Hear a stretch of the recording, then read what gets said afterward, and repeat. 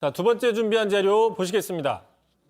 여기 있는 게 홍교롭게도 홍준표 전 대표께서 두 가지 다 해당이라 가지고 더하기 해가지고 25% 감점을 때리는 방향으로 이제 된 건데. 자, 페널티 폭탄, 홍준표 폭발. 저 이 내용 봤는데 폭발할 만한 사안인 것 같습니다. 대구시장 출마 선언한 홍준표 의원 경선 시작도 하기 전에 페널티를 25%나 받는다고 하죠.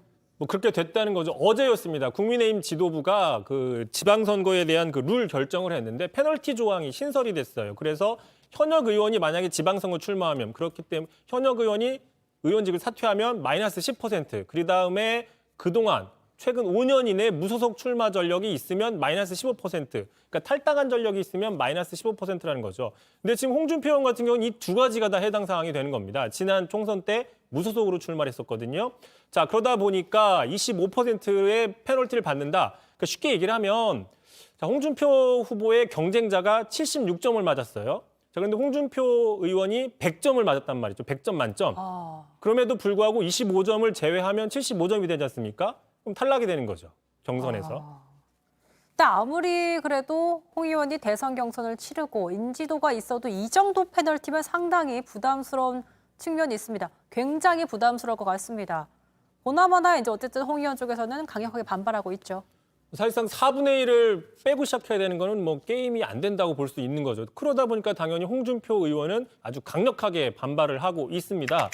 자, 대선 경선 때도 급조된 당원 때문에 내가 패했는데 선당후사 정신으로 깨끗이 승복했다. 그런데 이번에도 공천 룰로 이렇게까지 하는 거는 정치적인 도리가 아니다라고 얘기를 했고요. 계속 SNS에도 자신의 입장, 강력한 그 반발하는 입장들을 올리고 있습니다.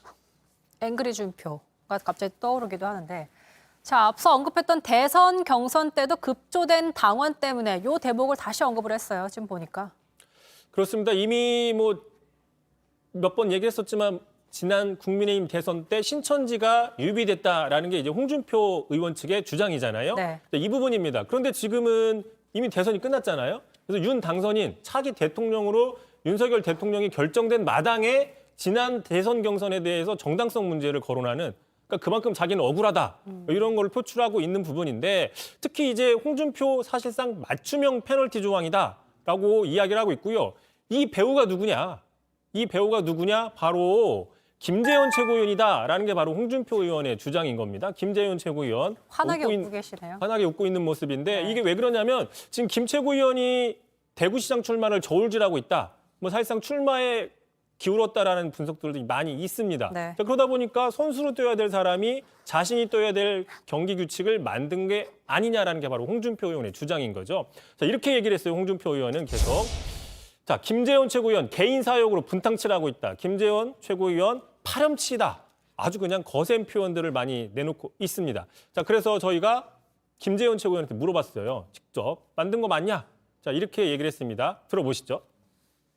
당대표가 최고회의에 상정한 안건에 대해서 최고위원으로서 토론에 참여하고 표결한 거예요. 저는 그냥 제가 최고위원으로서의 소임을 다한 것뿐이에요. 당대표가 상정했다는 난 건 할 일 만한 거다. 뭐 이렇게 얘기한 겁니다. 이준석 대표가 상정한 안건을 최고위원으로서 열심히 소임을 다해서 토론한 뿐이다. 알겠습니다. 참고로 김재원 최고위원은 썰라 목요일 고정 출연자인데 모레 또 나오시면 이 문제 한번 들어보도록 하겠습니다. 아무튼 홍 의원의 입장은 억울하다는 건데 다시 논의될 가능성은 없습니까?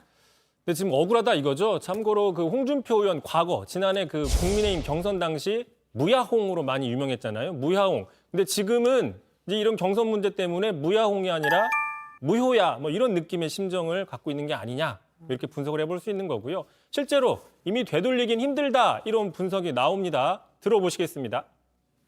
김재원 최고위원이 주도한 게 혹시 맞습니까? 그건 오히려 제가 확인해 드릴 수는 없습니다. 다수결로 이제 표결을 거쳤고, 그래서 저는 반대 의견이 있었지만은 다수결 표결이라 그럼 이제 되돌릴 수는 없는 겁니까? 되돌릴 수는 없고, 다만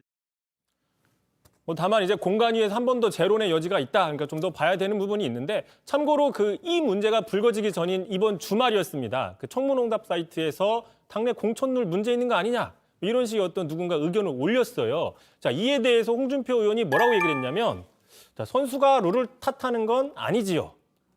이렇게 얘기를 했네요. 자, 공천 룰 같은 게임의 법칙은 특정한 사람이 말하는 대로 하면 안 될 것으로 보입니다. 지켜봐야겠네요, 이 사안도. 이성대 뉴스 설계 여기까지 하죠. 수고하셨습니다.